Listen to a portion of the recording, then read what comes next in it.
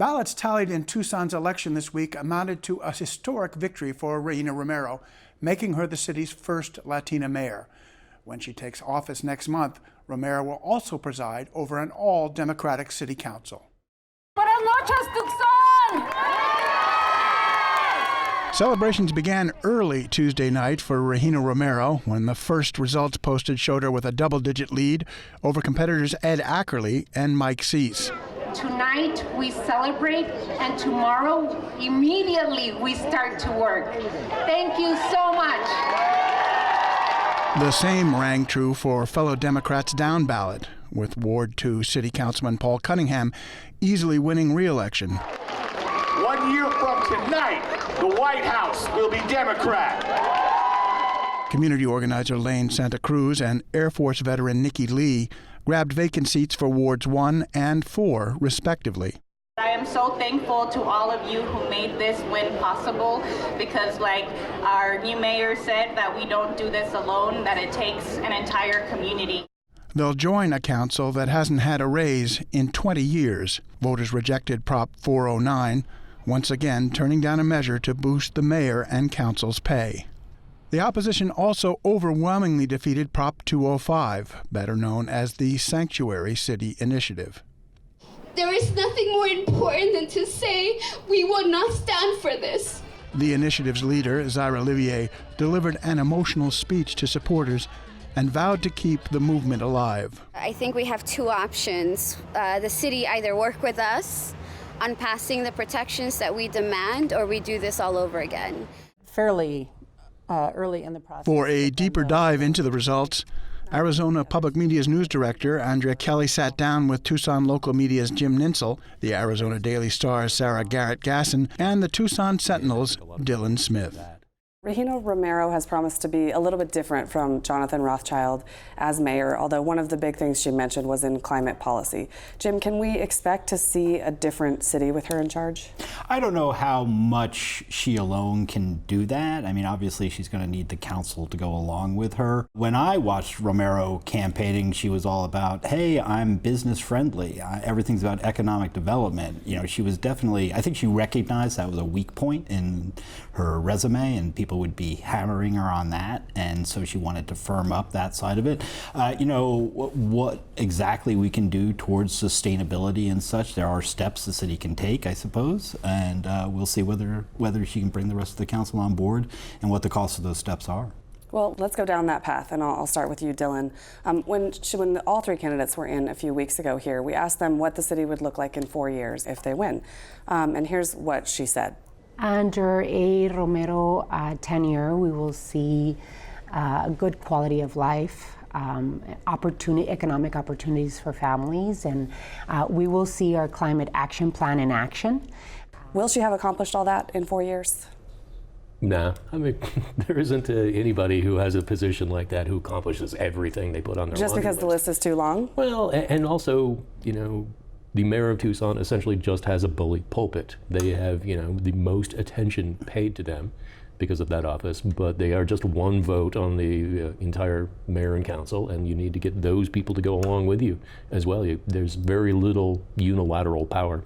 It'll be her job as mayor, Mayor Romero, to stand up and be a leader and not just talking about these are our priorities, but to work behind the scenes to get the community support, the council support to go forward with her agenda. But I don't think that any, short of totally wrecking everything, I think it's much easier to wreck something than it is to make vast improvements on it from an electorate standpoint. So I think there will be progress on those goals. I don't know how transformative it will seem 4 years from now. Those years will go pretty fast.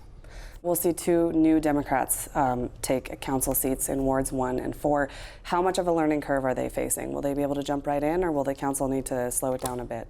Well, I think you always face a learning curve when you get into this job. It's like drinking from a fire hose because you have 10 million different things you have constituents who are complaining about things, and you have to deal with that and take care of their concerns. And then you also have just learning how a city runs. I mean, you can learn a lot on the campaign trail, but you don't, until you're actually in there and you understand the multitude of decisions that need to be made to balance a whole bunch of different things, you don't really understand what you're in for. And so these folks will definitely have a learning curve. Even with Lane Santa Cruz having worked in Romero's office for a stint, I think the extra burden of actually being the person on the council is a whole lot. There's a whole lot more to pay attention to than whatever specific bit of responsibility you had working in a council office. So both she and Nikki Lee are going to have to do some work before they're sworn in, even, to try and get up to speed.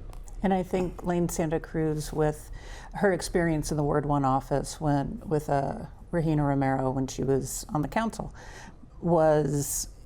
she's going to have to be able to set herself apart from how things were run, how things were managed. She'll have to come in and sort of establish herself as an independent person who might do things or want to do things a little differently than her predecessor did when she was in the office. She'll be trying to not live in that shadow. I think so. And I think Lane probably is more to the left than Regina is. And so I think you'll see her pushing some things that you wouldn't have seen Regina pushing. For example, one of the things that she talked about on the campaign trail was that she was opposed to the Broadway widening. She thought that it was not bicycle or pedestrian friendly enough and didn't need to be 6 lanes. That was something that only one other person on the Tucson City Council, Steve Kosachik, believed back when they took the votes on it. So, if we see more of that from her, it's tough to bring other people on board with that kind of agenda. Let's move on to Sanctuary. That failed in a landslide this week. But the organizers said on Tuesday night that they plan to try and bring it back. Do you think another round will have a different result? I don't think it will if it is structured similarly to what was put forward in this initiative. I think the problem wasn't so much the idea of it, the protecting families, protecting people. It was the specifics of what they laid out what could and couldn't happen, and the kind of straitjacket that would put on Tucson police, not to mention dealing with federal authorities and lawsuits and state shared revenue in question should it have passed. So I think what should happen is that the organizers from 205, the new mayor, the council, and the police chief should get together, and with the citizens committees that are involved with how the police operate, and put many of those points from the initiative into the general orders, so they will be operationally put into place even if they're not in the actual initiative, kind of in the rule of law. I think there's another way to accommodate and to accomplish those goals without having a redo, which I can't imagine would fare much, if at all, better than what we saw last night. Do you think voters really understood the complexities that Sarah mentioned, or did they take emotional votes? I think a little bit of both. Certainly this initiative had broader impacts than just on immigration. And I think a lot of people understood that. And just looking at those numbers, that overwhelming loss points to there were a whole lot of Democrats that you would think would be generally receptive to the idea of, if not specifically a sanctuary city law, at least not working with the Trump administration. But they still said no. A whole lot of people who voted for Regina Romero to be mayor said no on Prop 205. I think there is, as you were saying, some room for the backers of the initiative and other folks to go to what is still an all-Democratic city council and mayor and work to get maybe broaden what is in the general orders and make that a little bit more towards what they might want. Or there's nothing that says that the city council itself can't pass a law that would go beyond just general orders and put it into city code. Yeah, 7 out of 10 people said no to this. The organizers, I think, their hearts were in the right place, as we heard a lot during this campaign, but the idea just wasn't selling. And you know, kudos to them for getting the signatures to get it on the ballot and for all the door knocking that they did.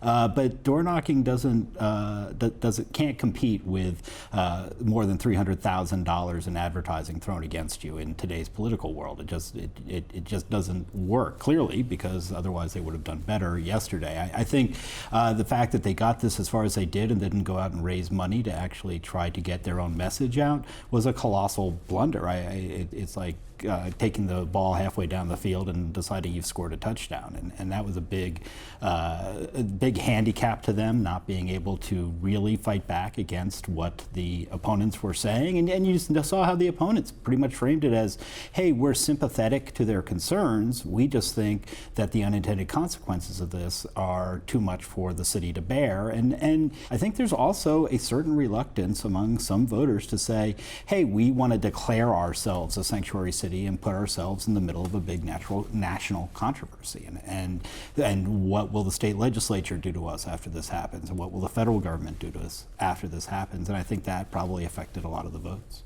Sarah? I don't think that I don't think the no campaign, there was a no campaign started fairly early in the process, but then the bigger, more business community campaign started fairly late. So I think in this case, I don't know that it was so much the money as the message and the idea that, I mean, when the proponents of 205 came into the Star's editorial board for an interview, my first question was about what specifically about TPD and Tucson Police is this in response to? And they said it's not. It's not in response to Tucson Police Department in specific. It's about the Trump agenda.